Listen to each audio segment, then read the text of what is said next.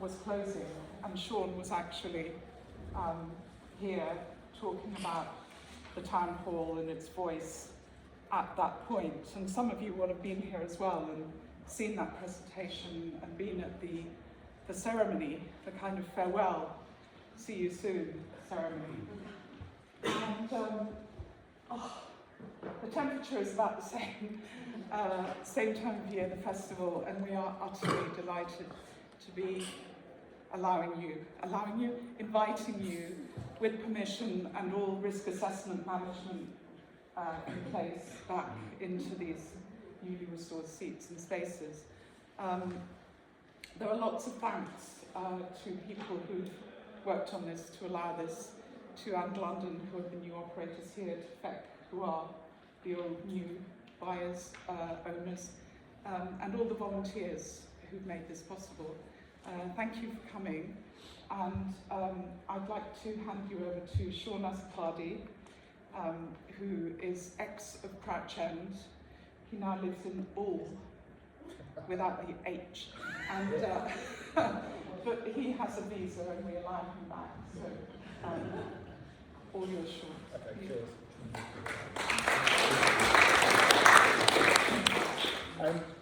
I have a microphone here. Please use it. Would you rather I use it? Yeah, Okay. you're on deaf. Okay, well, Thank you. sorry, what was that? Oh no, terrible joke. That's supposed to be an icebreaker, but there we go. How about this?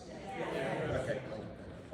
Thank you, Amanda, and thank you everybody else for turning up on a day like today, because it's nice outside and it's very warm in here. There's a breeze coming through the window, so hopefully we won't all boil. As Amanda said, my name's Sean Azzopardi. I've been invited along to talk about my previous project, The Voice of the Hall, and I did a small piece following that one for this year's festival. So what I'm going to do is, I'll go through a slideshow with a bit of a talk. At the end of it, questions if you have any, and then after that I've got a few books and things and stuff, and I'm happy to sign them, I'll talk about them afterwards. That's the loose running order.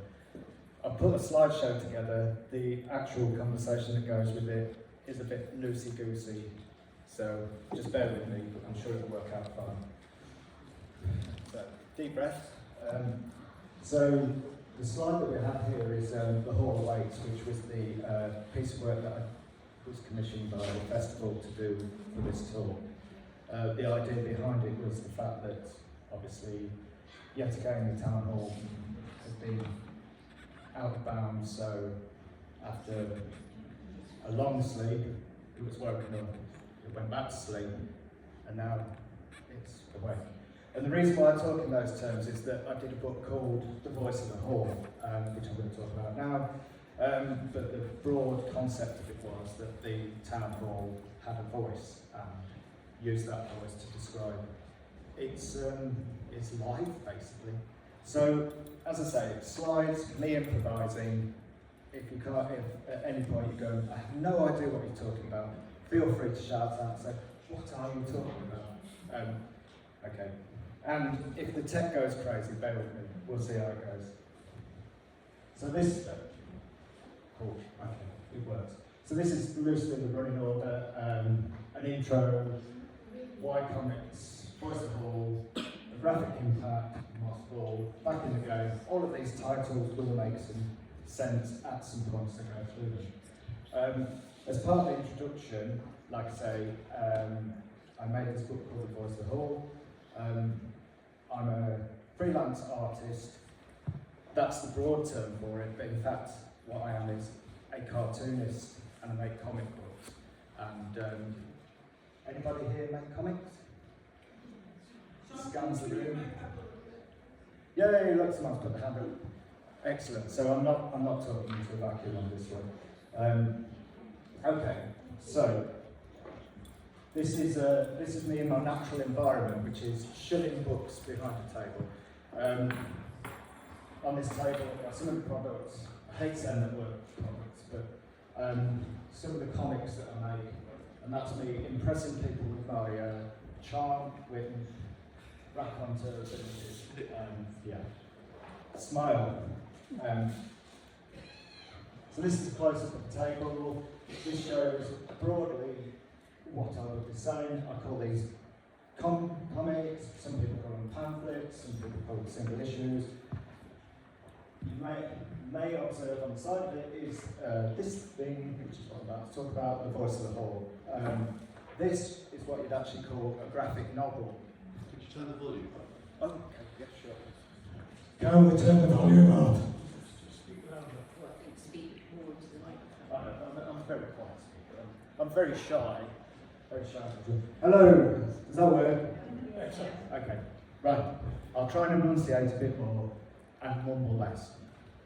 And try and get over my natural shyness as a 58-year-old in the crowd of people. So, table of comics, single issues. Single issues get connected into something called a graphic novel, which sounds, I've never liked the term graphic novel because it has a kind of violent kind of like connotation to it, but it basically means a singular story collected in one volume. I've been a cartoonist and made comics for a number of years, far too long. I'm one of these people that started out as a cartoonist when I was about 5 years old and have continued to do it to this day. A good example of how much time I spend on these things is, this is a number of comics I've made over perhaps the last, I would say, at this point it's about 10 years. As you can see, quite a lot of things. So, why am I here? Why am I talking about this? What have I got to do with Crouch End? I lived here for 10 years, and before that, I had a year as well, in between going to Muswell Hill. So, well, I couldn't take that hill anymore, I preferred downhill. So, 10 years, and then I left in 2019.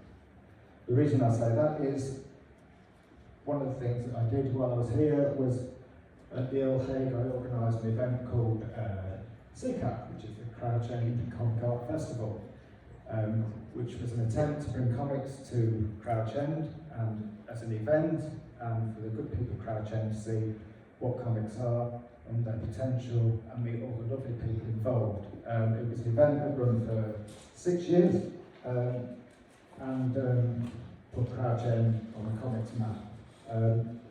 Some examples of comics that I make are these, which is, I mainly make autobiographical comics because my favourite subject is myself.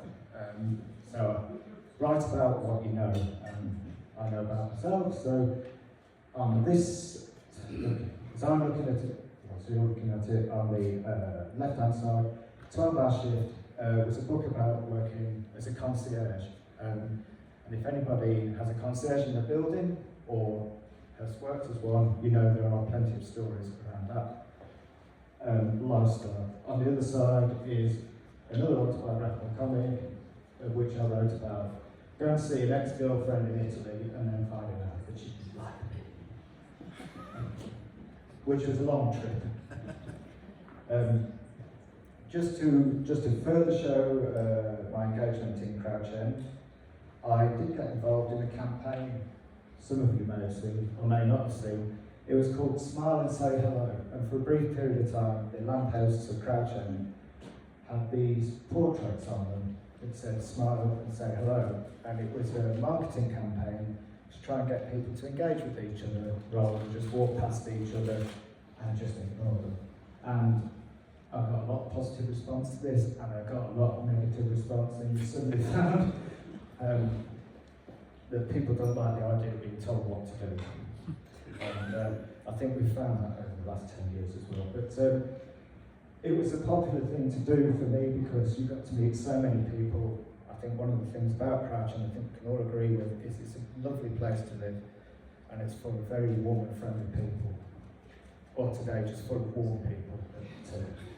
So, as you can hear, I'm a very eloquent speaker that is totally nervous about doing this thing. So to get over nerves, the person that helped me with this project made me go on television. So I ended up on the Vibe stuff and about this very campaign, and I had to talk to various luminaries, including Christopher Biggins.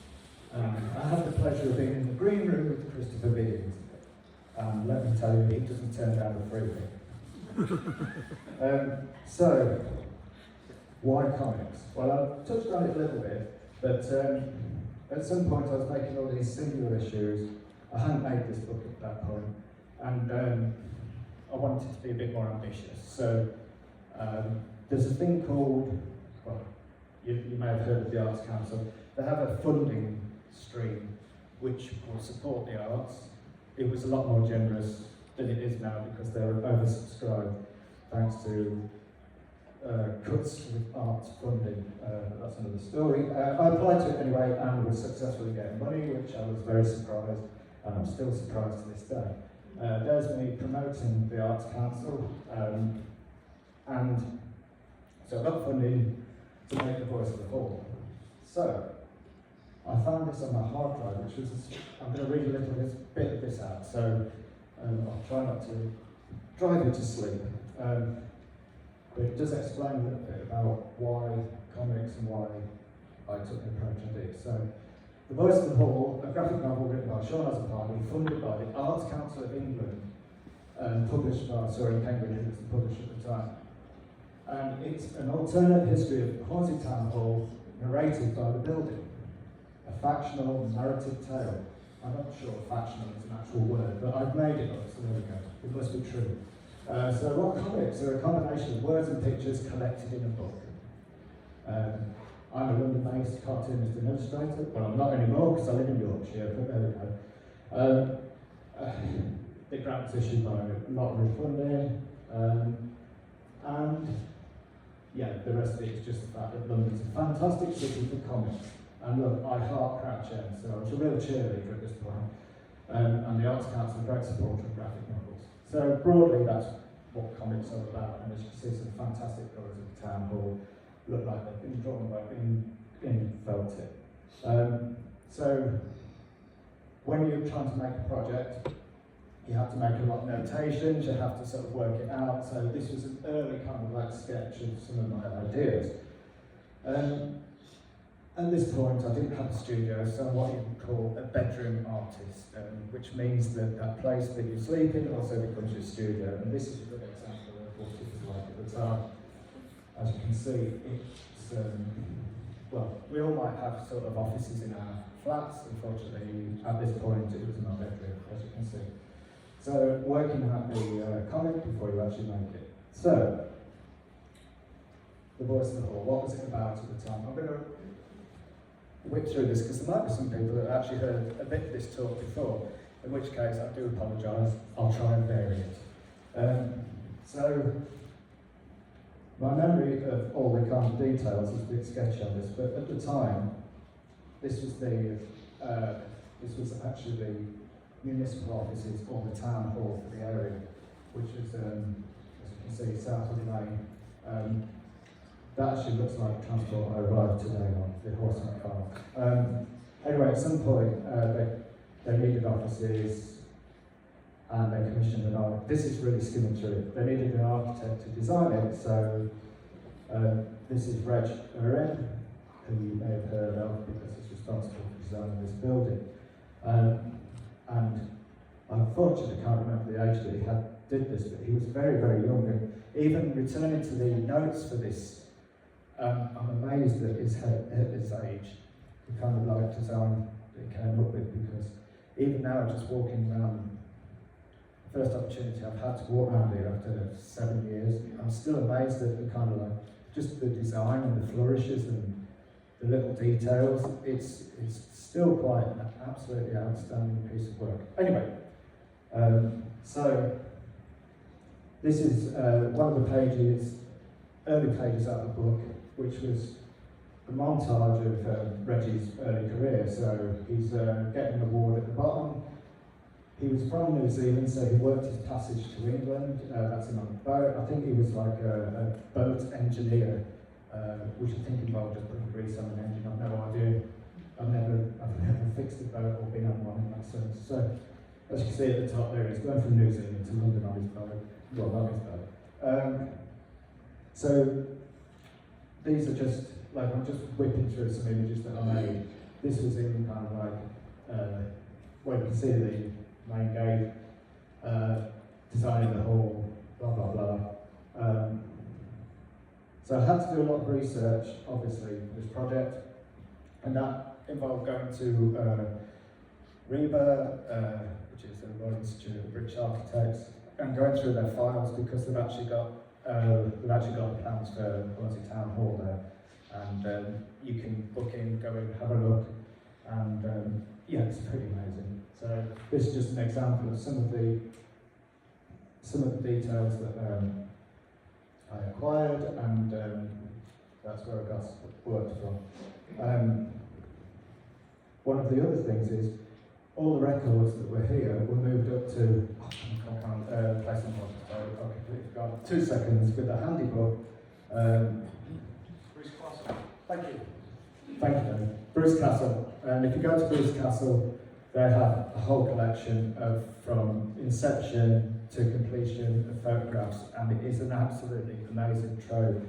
And so I went along and took pictures of everything in there. It's actually going through, trying to find the details of this talk the last couple of days.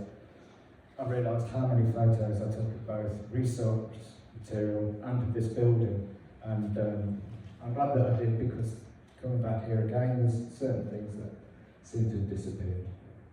So it's just another example of outside. That's the fountain being built, and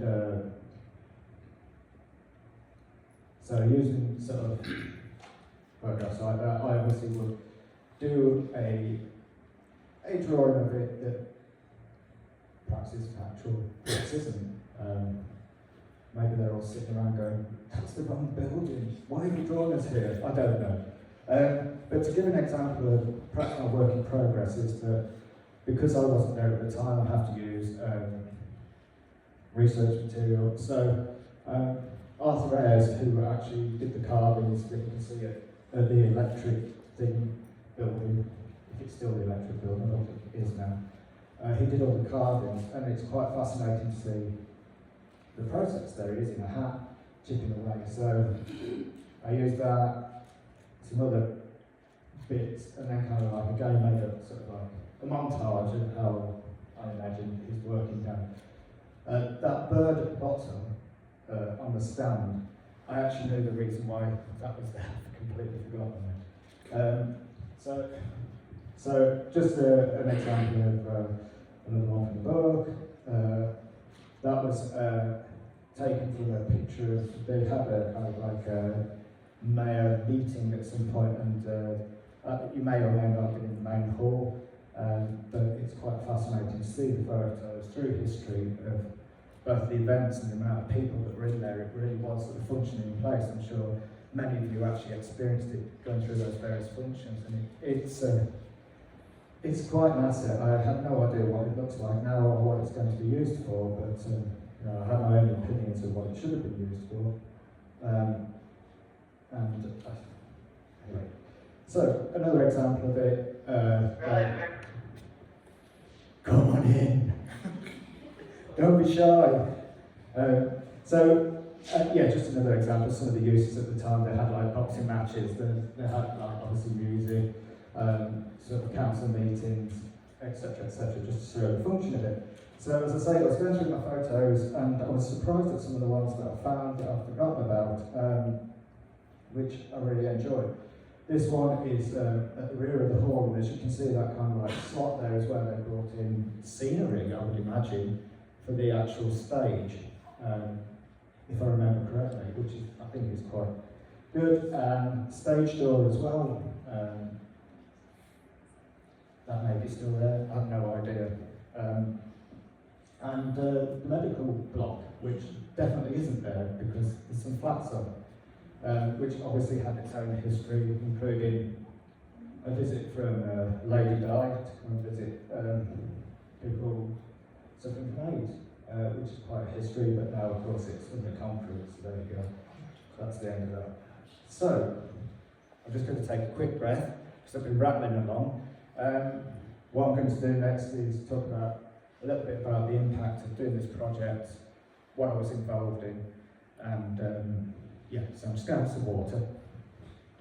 But at any time, if you have a question or you want to put your hand up and say, I remember something, if it sparked anything, please share.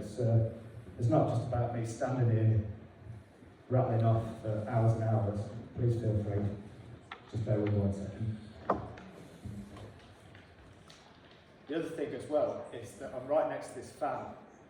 I couldn't move, but I'm obviously just really into the idea of it, and it is so warm. So if anyone's feeling a bit chilly, come and join me next to the fan. You'll have no problem. Did you? I was just going to say, going back to the architect thing, I think one of them I came here about, I don't know, 7, 8 years ago, they had a talk by this guy who was working for Harrogate Council, in charge of the engineering department, gave us incredible talk about the building. There's so much detail about the way it's built. But if I remember rightly, he was in his 20s, I think, like 27, 28, something like that. Wow. And they paired him with an engineer who was in his 50s or something. Right, okay. So they thought, can we trust him?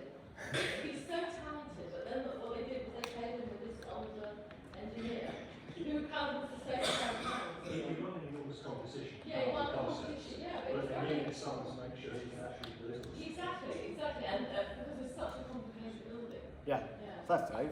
See, should have done talking. It's got, you are a font of knowledge, aren't you? Who? You. Me? Yes.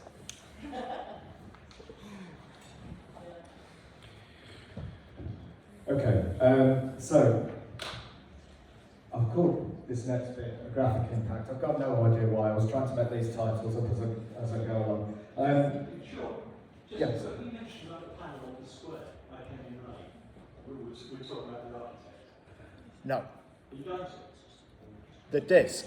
No. When you leave here tonight, if you go out on the left above what used to be part of There's a round a disc. series of panels.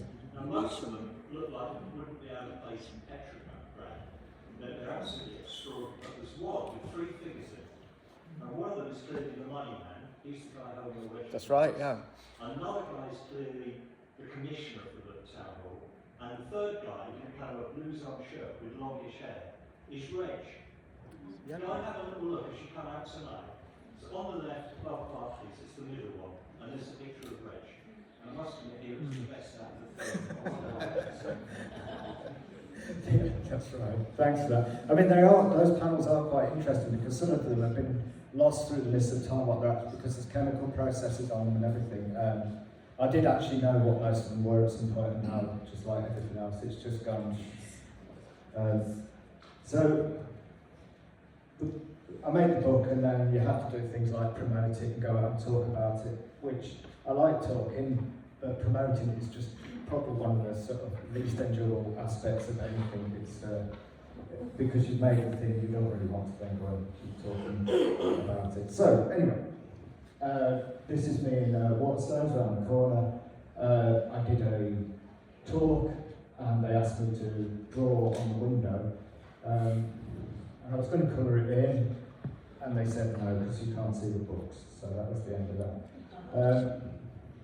So this is just a list of some of the things that I got involved with through the book. And it's a list of stuff that I just had no idea this would happen. So the Robert Elms one was really, really odd, because I was actually on a holiday at somebody's place in Sigmund, and I got a phone call going, would you like to go on the radio to talk to Robert Elms? And it's like, well, not really, but if I have to. And it was just really odd.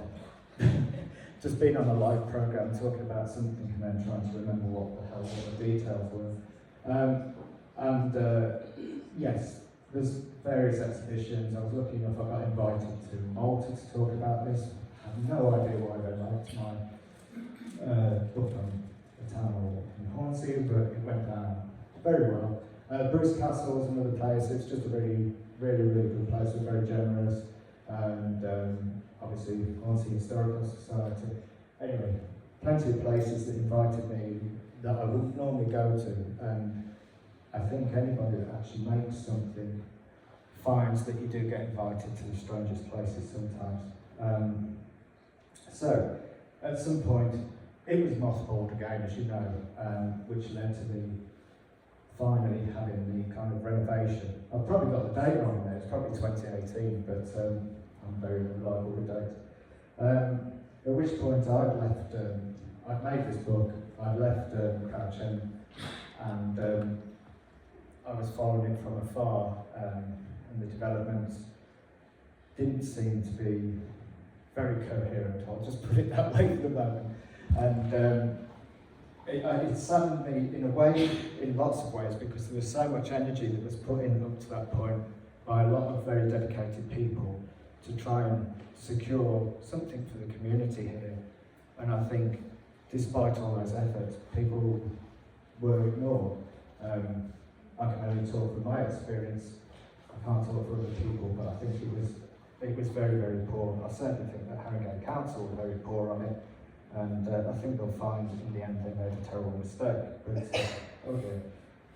There we go. That's Harringay Council. They've contacted my feed and said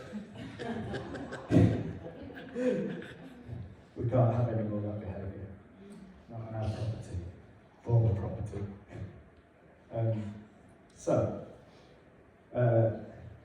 Closed, and then in 2025, amazing, that's now, isn't it? I've caught up with myself. I was generously asked by Amanda and by the Crouch End Festival if I'd somehow like to be involved again, and it's because, how can you say no, really? And it's what a wonderful opportunity. So the initial idea that I put forward didn't really work, so in the end we decided on making a smaller version of the book, which at the time was 85 pages long, so I just made a smaller version with some current details. So if you bear with me, I don't really do this very often, but I'm going to do a reading. Oh, you lucky people. I'm going to actually read the comic to you. It's only a short one, so most of us will get out of here today, I'm sure. Now, my eyesight has not got any better, so just bear with me.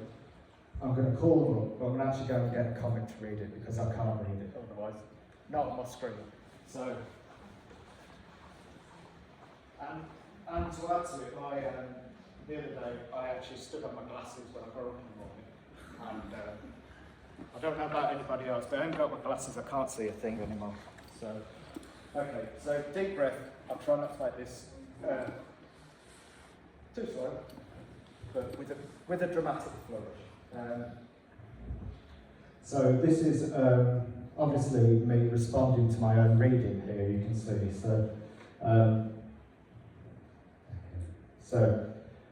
Oh, I can actually read that. Okay, here we go. The town hall stood at the heart of Crouch End. It stood for over 80 years.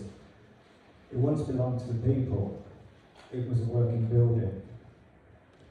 I was home for the borough to make decisions, to argue, to plan, to dream of futures yet decided. Civil gatherings, council chambers, concerts, weddings, protests and more. Then they put me to rest, called it regeneration, renewal. Now I begin to wake. I remember. I was declared surplus to requirement. In 2017, Harringay Council signed me away. A 130-year lease, a promise to restore me with a vision of opulence and culture. Then in 2025, without warning, I was sold again. I watched remotely as agreements were made and contracts were exchanged. No consultation, no vote, no voice given to the community. Promises were not delivered, priorities were shifted. Promises rot if not fulfilled. I have hosted weddings, vows, gigs, protests. Every brick holds memories, not nostalgia, but evidence. I remember what democracy felt like, and what this is something far darker and threatening. Everyone involved in the deal were happy with the results. Unlike local residents who had put up a credible alternative usage for me. But plans to convert it into a boutique hotel continued despite these efforts. The glossy brochures in the developer's showroom promised a vibrant cultural hub. Some people believed the promises, others wanted the boutique lifestyle. Slick PR speak promised that my soul would be retained. Reg Uren drew me from principle, modernist lines mapping out a civic purpose. I was not made to be sold. My walls knew integrity. Now they hear PR speak in empty rhetoric. The conversation is all about Culture 2027, of timelines. The people wait, the creatives wait, the keys remain in private hands. But I've begun to speak again. Can you hear me? I am not a ruin. I am not your investment. I am not yours to be flipped like a cheap burger on the barbecue of offshore profiteering. I am still here. The people have not forgotten. I am awake. That's it. I'm that one.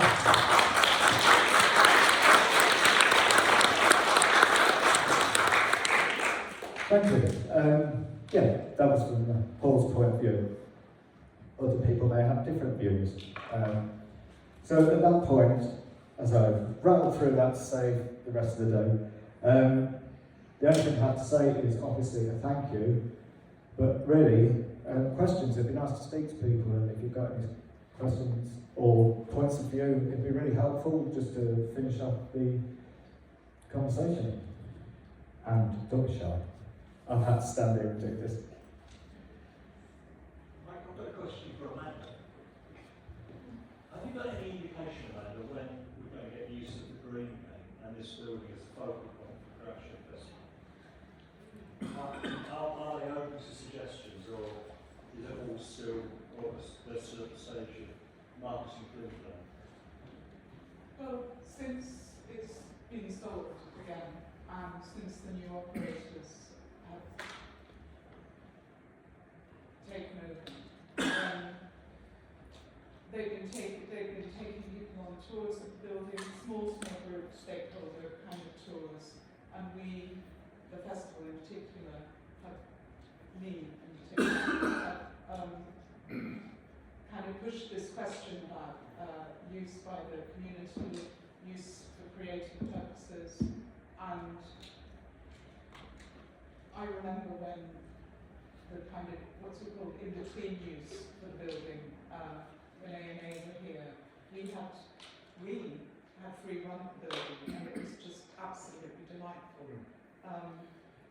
Our aspiration, and I'm sure everyone else's, is that it goes back to something in terms of use like that again, that you can just use the spaces, use your imagination.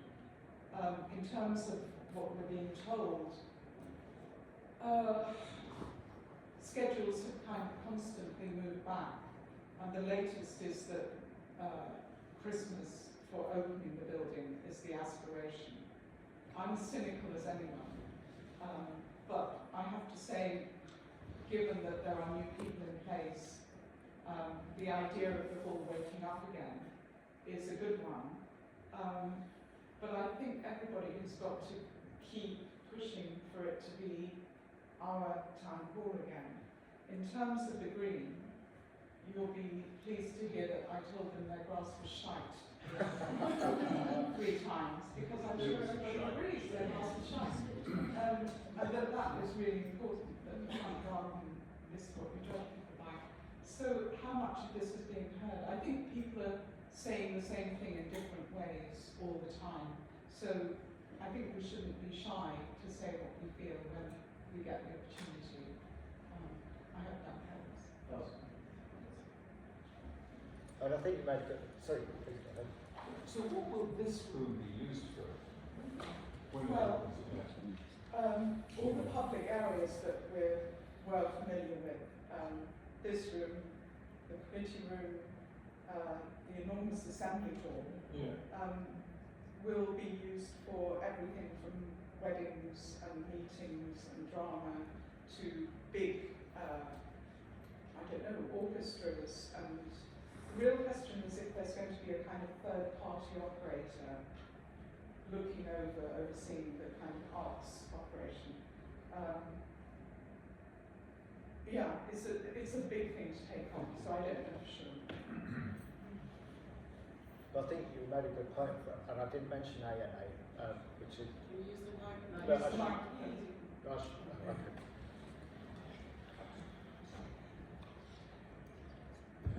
I think you make a good point about the fact that when ANA were here, and I didn't mention them in this, but yes, it showed a way that not only the building could be used, but the way that it engaged the community and Crouch End in itself.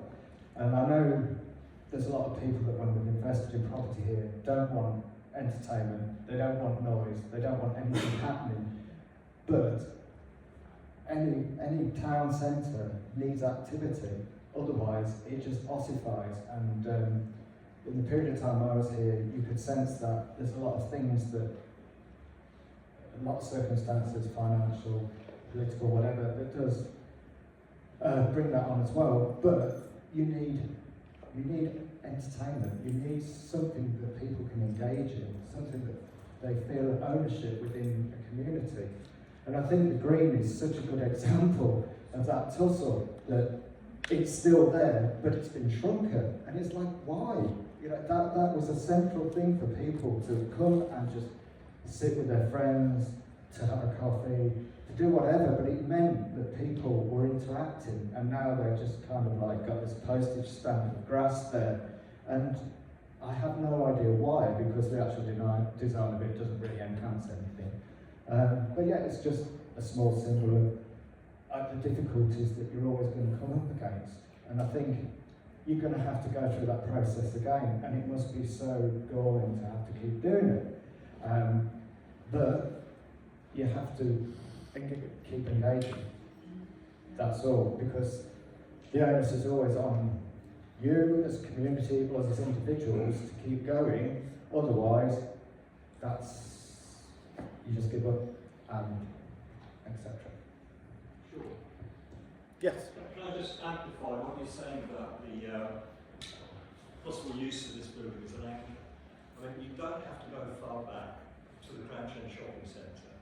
And for 20 years, this has been a steady drift away from retail towards nightlife. It's restaurants, cafes, bars, pubs, etc., etc. And ever since the Ukraine war and oil and so on, and COVID, they've been absolutely hammered. Most Friday nights you go through Crouch End, the restaurants are absolutely full. That's just not true anymore. We've got this enormous asset sitting here right in the middle. And Mark Hafford knows more about town planning than anyone I know. He chairs the Crouch End Neighbourhood Forum. He says this must be brought back into use to act as some kind of anchor or magnet, just to get people into the area. Because if that doesn't happen, Crouch End as a town centre is going to start looking like other town centres, where shop units are going to be converted to housing. Yes. That's what's going to happen. So the longer they just sit on this with the door shut, the worse that gets. And then they'll get to the kind of stage where there won't be the supporting infrastructure in Crouch End to support what this should be, and it's game over. I would have to agree with you on that point, because as somebody that lives in, I live in Hull, which for all the best intentions of the council, are suffering for those financial reasons, and the town centre is effectively a ghost town despite the attempts to rejuvenate it. Yeah, so engage people. I really don't have any experience of this, but it seems to me that very close by, there's Alexandra Palace, which really, for years and years and years, didn't do very well at all. And then, I think, Haringey Council made a trust, and they run it. And they're very professional, and they do a damn good job, really.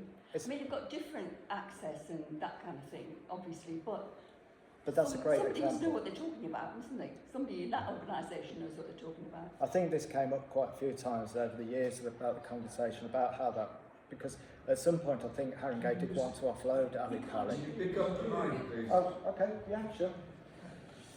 I keep forgetting I'm not just having a conversation with an individual. Yes, it's a good example about Ali Pali. My memory's a bit sketchy on it, but I think at some point Haringey wanted to sell off Ali Pali in the grounds as well, but as we say, it was put into a trust. I could be wrong. And it's a good example. It might be not to your taste, but it survived. I mean, I lived up in Muswell at some point, so it survived for quite a long time, doing what it does. especially if you like dance. So, yeah. Sorry. I'm presuming that when Haringey's council sold off this building, that there were certain undertakings which are accepted by the Hornsey Corporation. But my question really is, now that they have sold the building on to another company, do those undertakings lapse, or can we assume that they will be honoured by whatever company has taken over? If we go back to 2010, austerity had suddenly kicked in. The future for local government finance was extraordinarily bleak. And right about that time, two things happened. George Meehan stood down as leader of Haringey. We got a brand new leader who wanted to modernise the council. And the second thing that happened was she brought in a guy called Nick Walkley, who'd come from Barnet. And he turned the Barnet Council round. It was grossly unsuccessful, but he had turned it round. He looked at what Haringey was doing and the books, and this discussion about the future of Hornsey Town Hall by then had gone on for about a decade. What were we going to do with it? And he basically said, look, just get rid of it. There's no future for this building within the property portfolio of Haringey. Get it off the books. So when it was sold, the conditions that were attached to the sale were that Haringey would have no residual liability. There's some vague stuff put in there about an art centre, but just like a library, you find what a library is. If I put a shelf up there with some books on it, is it a library? So the same with an art centre. What do you mean? Nothing was ever actually nailed down. It was left up to the developers to come up with what their idea for an art centre was. Haringey had never really taken an interest in this. As Sean said, when it was sold the second time, Haringey basically found out when Mark Afford told them.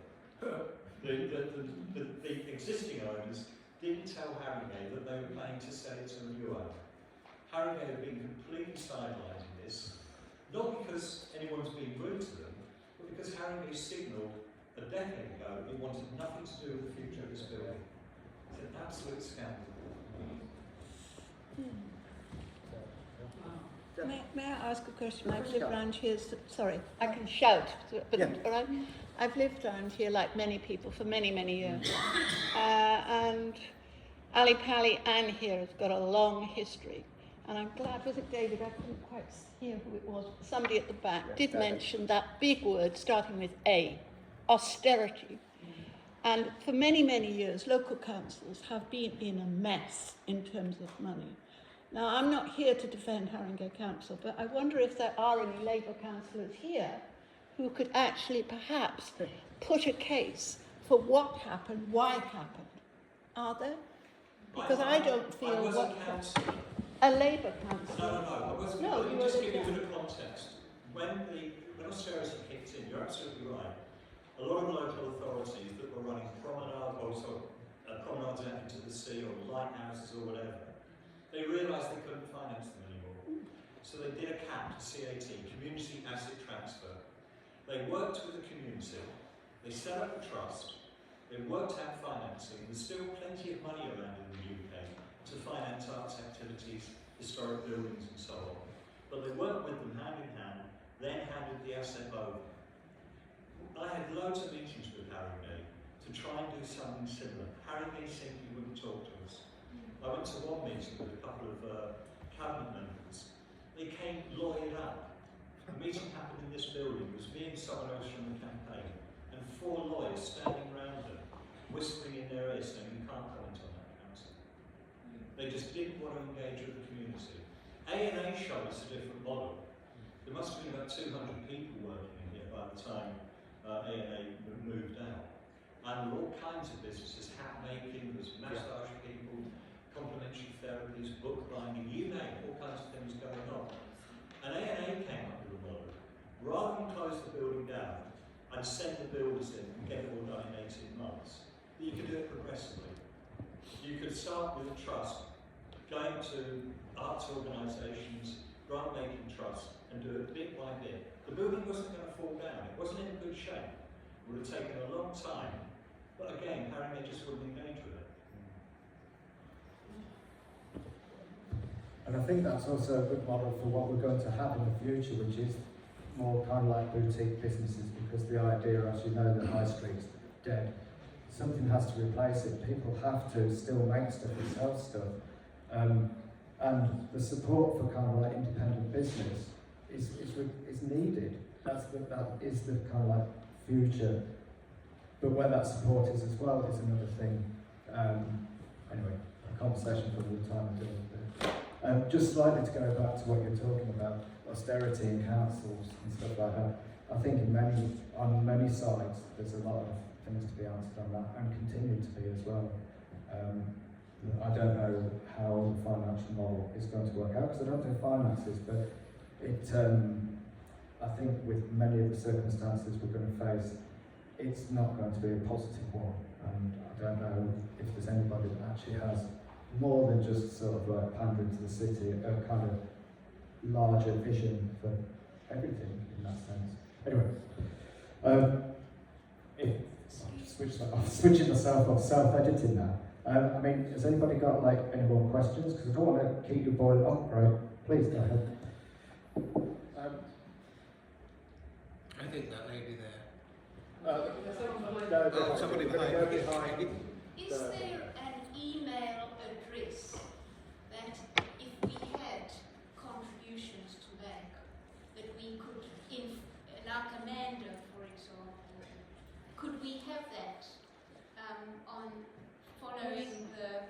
If you go to the email, to the website, the Crouch End Festival, there's an info@crouchendfestival.org. We kind of sit on whatever community representation groups there are with the developers and so on. So whatever you say, we will definitely read. Yeah, just write to us. But also, three Crouch End, you find it on the Harrogate website, three. In answer to that, I don't know. The Crouch End Forum has its own email address, which is crouchendforum@gmail.com. Thank you. And I just realised that everybody's got an afternoon to get on with. So there was 2 more questions, and then we'll wrap it up if that's all right. So, and then we'll come to yours as well. I feel like I'm hosting now. Okay, ladies and gentlemen, eyes down for a full house. Yeah. I just wondered if you knew anything about the original proposal, which was to have a smallish hotel attached to this building, which seems to have disappeared. That, no idea. There is a Dave, There is a hotel. Yes. oh, he's there. There is a hotel. Dave. Sorry to bring you in, Dave, but I thought originally part of the scheme was that there would be a small hotel. Yeah. And I'm thinking that could bring people in Yeah. adjacent to Ali Pali and so on. But has that died on its feet? It is, as far There as is. Bill. We've seen it. So It's here now. Is it out We here? had a tour, we actually saw the rooms, Yeah. and they are there with little bitty kitchens in them. We actually went on the Really? tour. A part Yeah. of So which part of the... It's in the wing that used to be the offices for Yeah. the council building. Okay. And I have to say the rooms are extraordinarily nice. They are. They probably have an extraordinarily nice price. yeah. But I do think that Crouch End needs a hotel. So do I. And Yeah. I think it will bring some life into the building and some money. So Exactly. Well, my feeling as well. Thank it's you. here already. Just watch the website to see when it opens. Okay. See you there. Thank you, Amanda. I think we've got one more question, and then I'm doing a terrible show here. There are some things for sale there, but please. Hello, I used to do guided tours around this hotel called A&A, and I seem to recall we were told there would always be access through the flats, that would be a public space. So I'm rather disconcerted to see that you can't actually, the gates are always locked, you can't see the lovely staircase at the back, which is one of the reasons that the building was listed, and I wonder when that sort of slipped away, because I haven't been able to establish. Does Amanda know? Yeah, please do. It was meant to be a public space and a Yeah. public walk through. You're kind of lucky if you catch it when the gates are open at the moment, which is a great shame. I'm told that the reason why it looks like a gated community is because the police said, sorry, we can't police this bit like what it was meant to be policed. I think that's a real shame as well, and I will do everything possible, she says, to try and get it open. It is a real shame because Yeah, it was meant to be for the community, just like the front was meant and to it's a really useful cut And through. it's a great cut through. Yeah, yeah. And it means that you cannot see the back of the town hall. That's right. I agree. Thank you. What about the garden? Like the library? Yeah. That will be Alex. Do you want me to? Yeah. You're on fire, Amanda. Please go ahead. The garden at the back is a new garden. You mean the kind of Yeah, you see it by the yes, on there. It will be open to the garden, the square at the back of the front of the library, the side of the library. It's not open at the moment until the town hall is open. And I think it will be open until 10 o'clock at night. You know, there'll be a gate that closes, but it will be accessible and a way into the building at the back that we didn't used to have before. Yeah. Do we know if Thanks, this thanks, building Laura. will be where the car park was? That's fine. Thank you for that, Amanda. I'd just like to, while I'm just going to wind this up now, but I'd just like to say a thank you to Amanda, obviously, for inviting me, Bev and Sarah for assisting me today. And I'd just like you to give them a round of applause and say thank you. And finally, I'd like to thank you all for coming along on such a lovely day when it's better being outside eating ice cream. So, thank you very much and keep in touch. And like I say, lots of stuff. Thank you.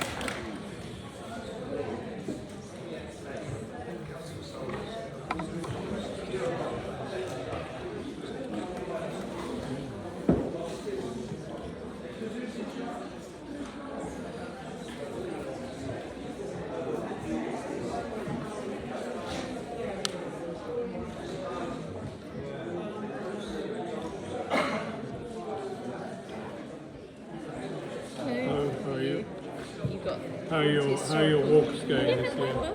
Yeah, I see. I must come on one again. I came last year. We'll see. Are you doing one in the town hall? Yeah, Oh, good. they Yeah. let me in, which would be fantastic. Yeah. Which group would that be under? Is that under your own website? Yes. It's part of the festival. You can find the details on the festival website. Yes. Yeah. I see Hornsey Historical's got a couple of events. Well, they've got one. They've had one at 4 o'clock. Yeah. It was There's one unfortunate tomorrow as timing, well. wasn't it? Yeah, they overlapped. Yeah. Systems. Yeah.